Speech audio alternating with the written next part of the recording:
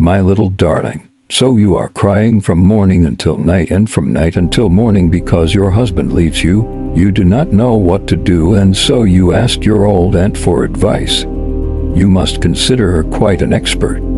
I don't know as much as you think I do, and yet I am not entirely ignorant of the art of loving, or, rather, of making oneself loved, in which you are a little lacking. I can admit that at my age.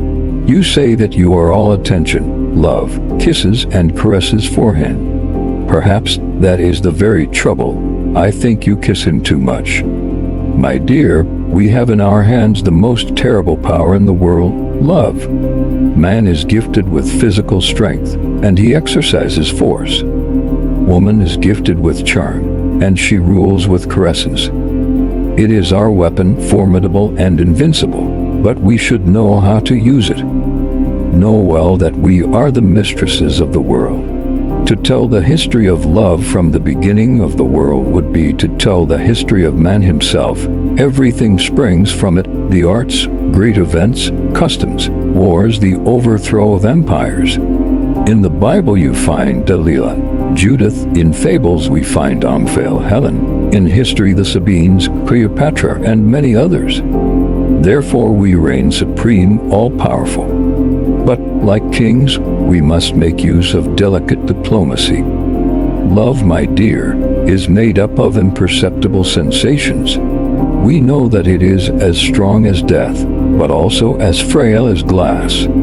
The slightest shock breaks it, and our power crumbles, and we are never able to raise it again. We have the power of making ourselves adored, but we lack one tiny thing: the understanding of the various kinds of caresses.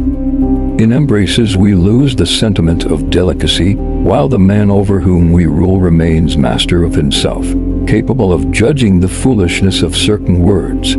Take care, my dear. That is the defect in our armor. It is our Achilles heel. Do you know whence comes our real power? From the kiss alone. When we know how to hold out and give up our lips, we can become queens. The kiss is only a preface, however, but a charming preface. More charming than the realization itself. A preface which can always be read over again, whereas one cannot always read over the book. Yes, the meeting of lips is the most perfect, the most divine sensation given to human beings.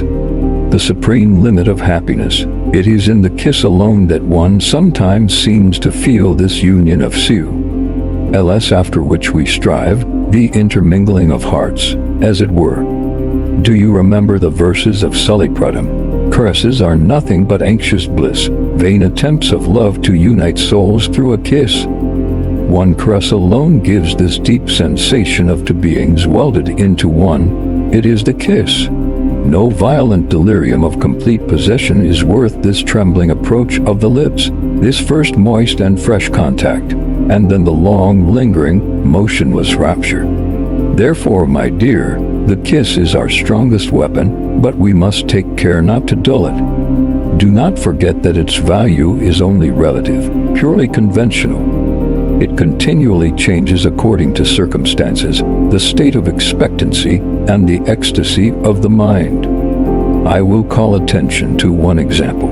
Another poet, Francois Capet, has written a line which we all remember, a line which we find delightful, which moves our very hearts.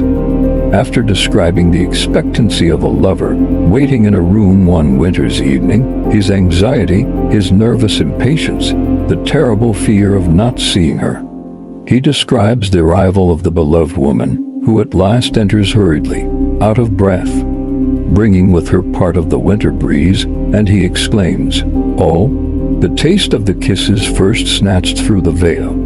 Is that not a line of exquisite sentiment, a delicate and charming observation, a perfect truth?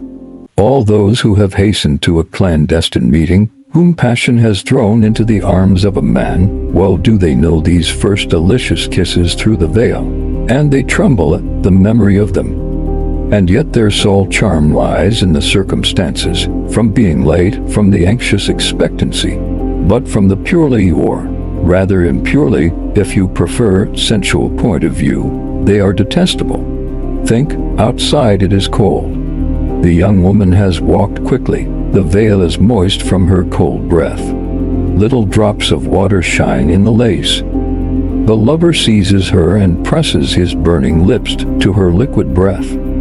The moist veil, which discolors and carries the dreadful odor of chemical dye, penetrates into the young man's mouth, moistens his mustache.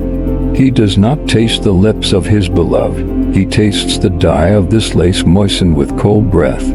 And yet, like the poet, we would all exclaim, "Oh!" The taste of the kisses first snatched through the veil.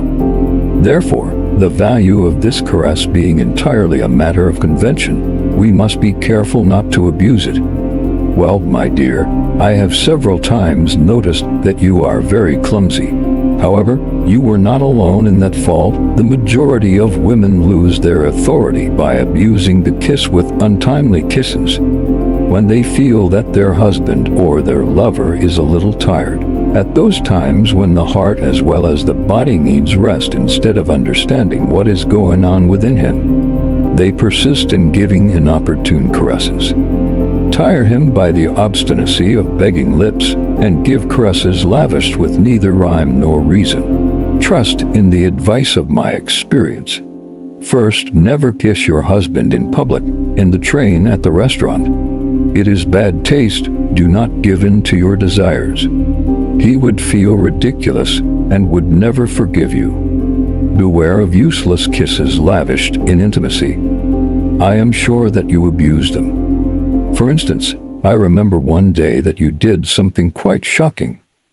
Probably you do not remember it.